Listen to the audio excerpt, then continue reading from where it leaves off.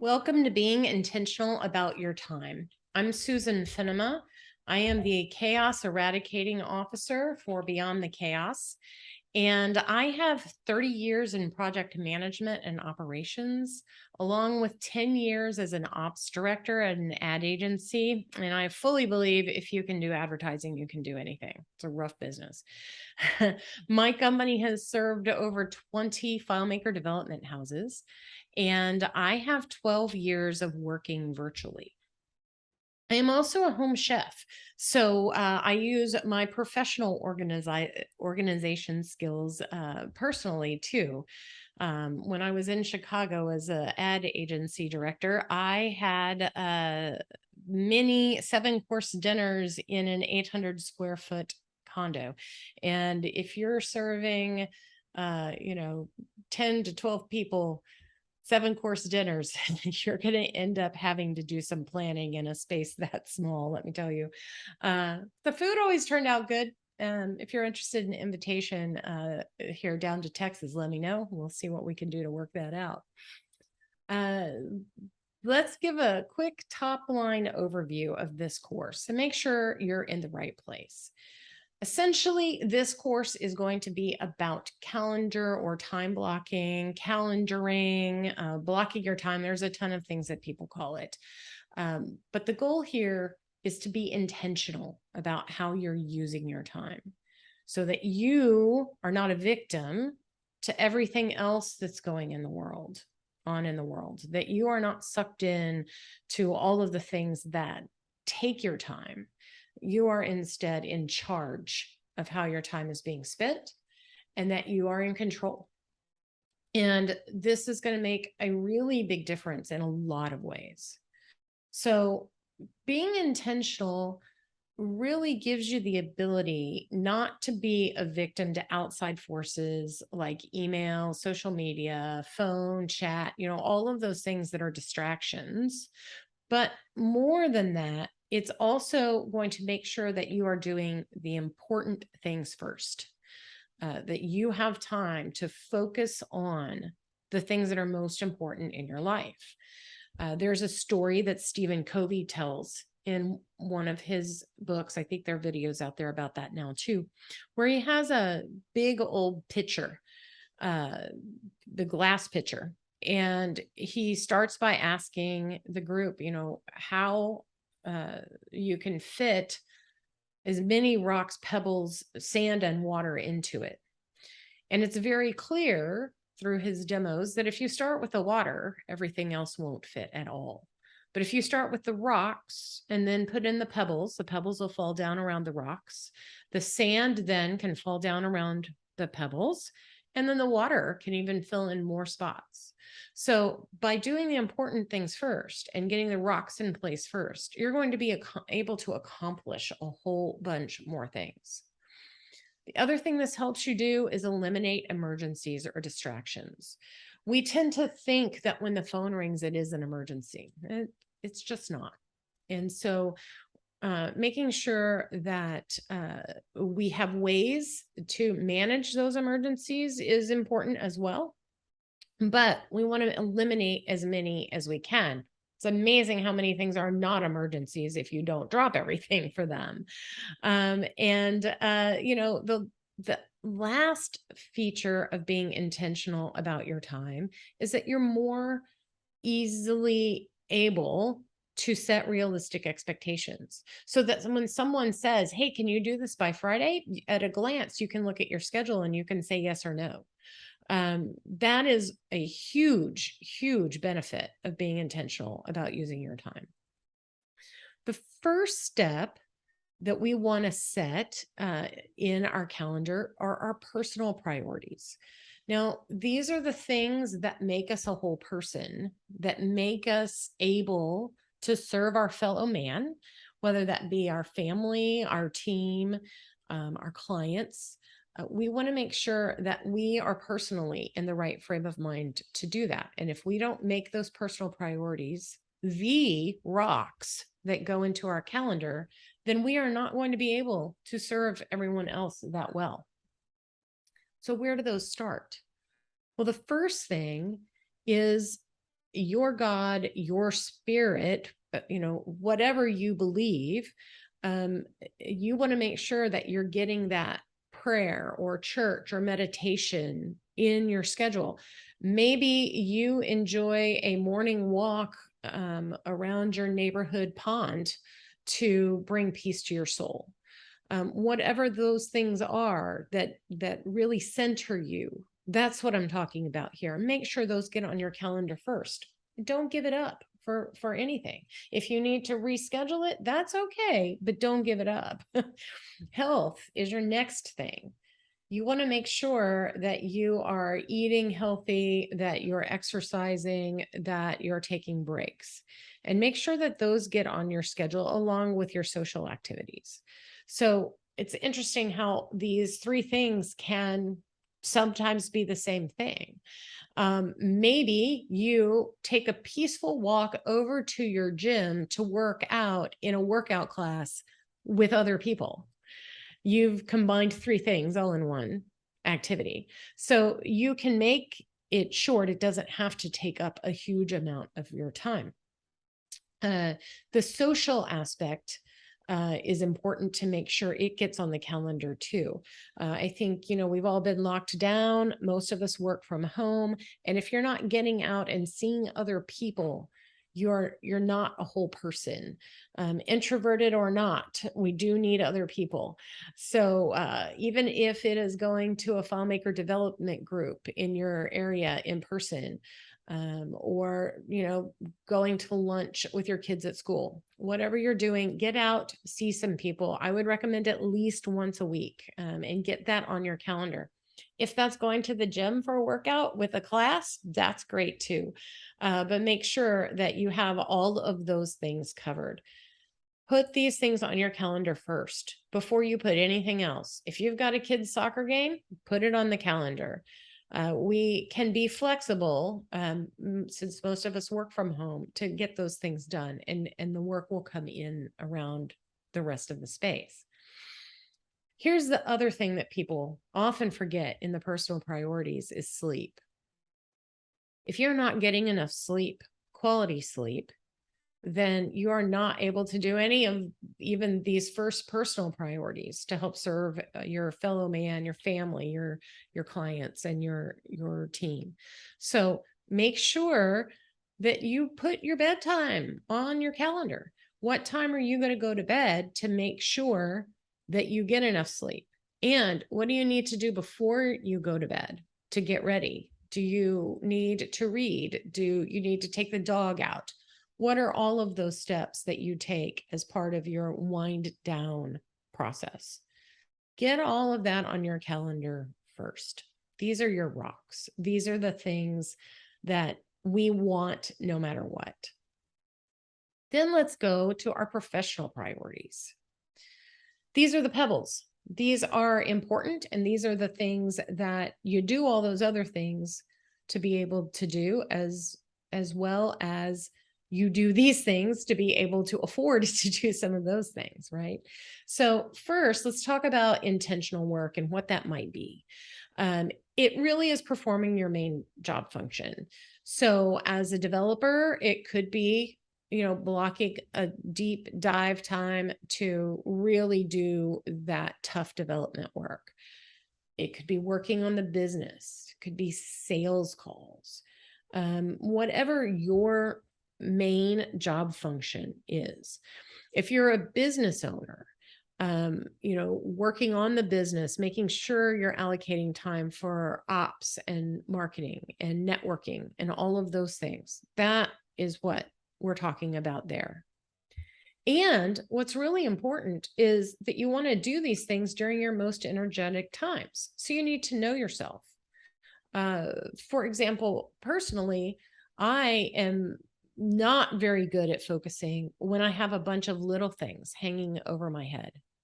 If those things are there, I get distracted easily. I will go and do them because it's easier to check something off a box than it is to think really hard. And so I know that I need to do those things later in the day after some things have been accomplished. You might be somebody that those little things, they zap all your energy. So make sure that you are doing them first. Spend that time digging into your business and doing your deep dives into development rather than the little things, so that you're not tired when it comes time to use your best brain. Other thing that of course goes into professional priorities are appointments with others. And if you're driving to meet somebody, don't forget the travel time. Put that on the calendar too, so you're not all of a sudden backed up and you're late because you didn't take into account that 30-minute drive time to get there. And don't forget the time to drive back. So make sure that that travel time is in there. The other thing you want to consider are your obligations to others. We're going to talk about that a little bit here as we dig into our sand and water, which is coming up next. But your obligations to others, when you make somebody a promise that you're going to do something by a certain day, you're only as good as your word. And deadlines are important in our business. So making sure that you have blocked time to accomplish those things, whether it's delivering a proposal if you're a business owner, or it's delivering a piece of code if you're a developer, you want to make sure that those things are on your calendar and you're allocating time to meet those obligations. So what's our biggest distraction? Email and social media. It zaps our time and we get sucked into it. If you've ever opened your email first thing in the morning when you wake up, and all of a sudden your heart rate is racing because things are going on that you aren't happy about, or your whole day now has been blown up, you know what I'm talking about. So the thing with email is it's not as important as we make it. So don't leave it open. Try to avoid it first thing in the morning. If you're a business owner and you can have a virtual assistant check your email for you and only alert you to emergencies, that would be huge. Now, I know not everyone has that ability, but one of the things you want to focus on here too is making sure that you have the proper tools so that important things like major issues with your client's software server can be addressed. Have a tool for that. Have a tool like Zendesk or Teamwork Desk where the information comes into that tool so that when you're ready to sit down and check issues, it's there. It's not, staring you in the face in your email early. Other thing you want to do every time you open your email is clear the noise. Get to inbox zero. If you're not there now, you might need to declare bankruptcy. I know some of you probably have hundreds, if not more, emails in your inbox. Clear them out, delete them. One, it feels really good. It's very freeing. But the other thing is it makes coming to your email not as overwhelming so that you can get back to that inbox zero. Think about not having inbox zero as though you walk out to the street to check your physical mail from USPS and you go through it and you say, oh yeah, I don't need this. And you put it back in the box. I mean, you would never do that. You would throw it away or bring it in the house and put it away or do what you needed to do with it. That is kind of the same philosophy here. So when you get to your email, you want to make quick decisions. Think about these categories when you're looking through your email. One is informational stuff. Somebody sent you something so that you can know it. We'll read it and archive it. You're done. If it's project related, put it in your project tool. Whatever your project management or issue tracker is, put it in there. It should have come into there in the first place, but get it there either way. If it's something you can answer quickly, respond and move on. If it's spam or junk, you can mark it as such. I don't recommend unsubscribing unless you know where it came from. So for example, you went and signed up for that free trial or whatever, and they keep sending you stuff, it's legit, but you don't want to be on that mailing list anymore. Then you can unsubscribe. Everything else just mark spam or junk so it keeps going there. So you don't have to look at it. Now, if you have something that is thought provoking, that is where the obligation comes into place. If it's that last thing, schedule it on your calendar so that you have time to think about it and notify the person when you'll get back to them. So your step there would be, oh, this is probably going to take me 20 minutes to look into. Where on my calendar do I have a 20-minute hole that I could dig into this for them? Block it, and then reply back to the person and say, hey, listen, I'll get back to you by Wednesday on this. That way you've closed the loop with them. They won't send you 20 more emails asking for it, and you have it planned. Email and social media too. I mean, my goodness, social media, it's almost the same thing, right? It's just constant inundation. So turn it off. Only turn these things on when you're intentionally going to look at them. Other thing I'm going to recommend, and this has a lot of pushback sometimes, but if you can avoid texts, if at all possible, do it.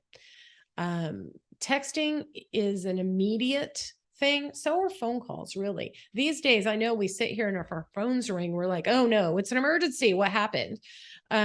Texts to our personal devices are similar because they make a noise and they distract us and they make us feel like we have to respond right now.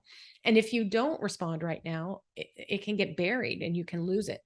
So that is another reason why I have a lot of reasons. I'm big fans of chat tools. So in these chat tools, you can always mark yourself focused or busy.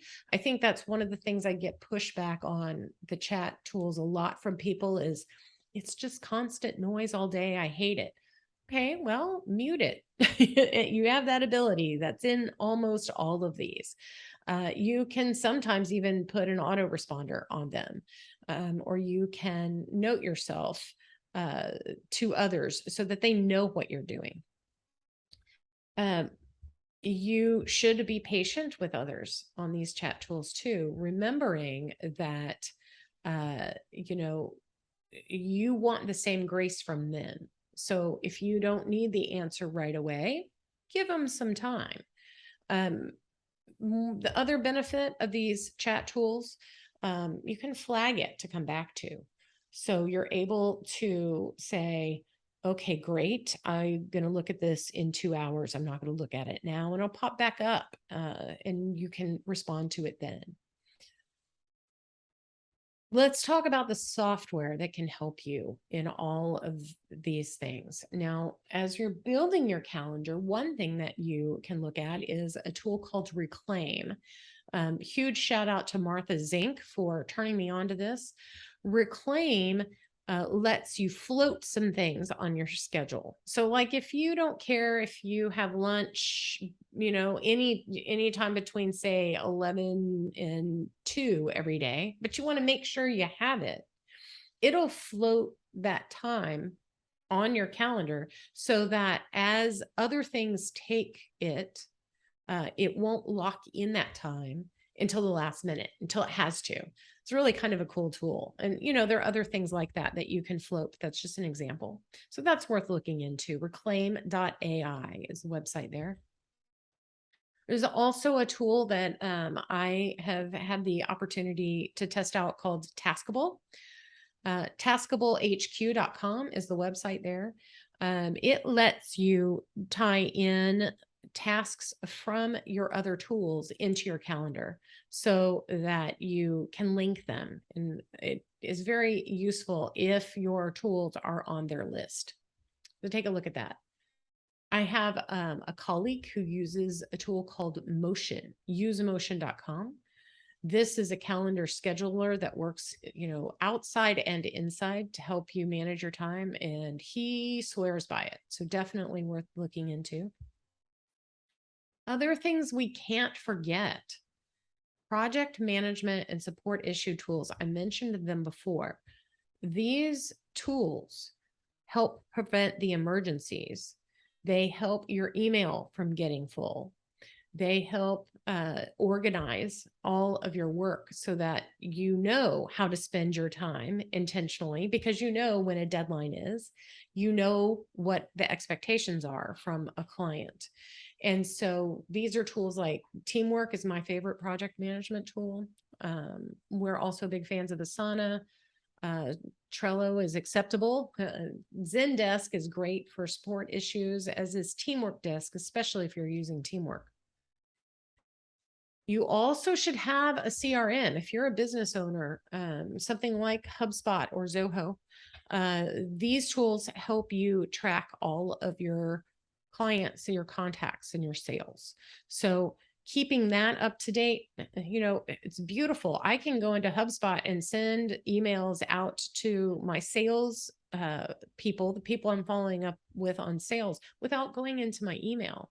So I don't even have to go get distracted by all of those other things when I'm trying to do sales follow-ups. Makes a huge difference to have the right tools. And then we talked about chat tools, communication tools like Slack or Teams or Discord, which we're using for this event, also a big popular one. I also recommend that, especially if you set a lot of appointments with others, look into a calendar scheduling tool, something like Calendly. It's going to make a big difference in being able to easily set appointments with others. So that's some software that you can look into. Now, after you've got your calendar all set, let's talk about making changes to it. The first thing I'm going to suggest is that all of these things that you're blocking religiously, so to speak, are set up as recurring events. That doesn't mean you can't move them. It means you have an intention of when you're going to do it every day. And if it's got to get shifted, you have a little block that you can move around like a Tetris block on your calendar. Quite honestly, I have to be careful of not going down the calendar Tetris rabbit hole sometimes, because sometimes you don't feel like doing the thing that's on your schedule, right? And the beauty of being able to move things around is that you can see, well, do I have a block I can even fit this into, or do I have to do it now? That's a problem. If you don't have it, you might have to force yourself. But there is flexibility that comes naturally in setting things up this way. We talked earlier about setting realistic expectations with others. This really gives you a way to judge what you can say yes to and whether or not you can make deadlines. Every time you say yes, you're saying no to something else. So make sure that you know what you can say yes to. I would also say in the notes in the description area in your calendar events, use that to identify your focus items, especially if you're not using Taskable.